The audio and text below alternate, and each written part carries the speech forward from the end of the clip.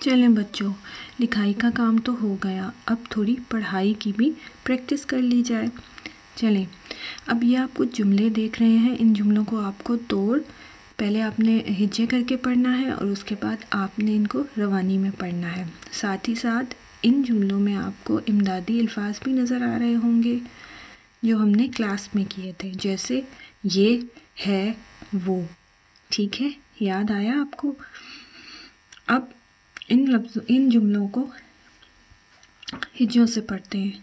الف چا رے چار، الف مدہ میم آم دال واو دو، چار آم دو۔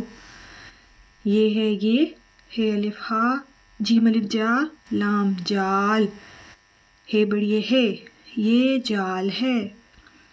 یہ ہے یہ، بے الف با غین باغ، ہے بڑی ہے، یہ باغ ہے۔ واو ہے وہ، چے الف چا ٹے، وہ چاٹ، ہے بڑی ہے، وہ چاٹ ہے۔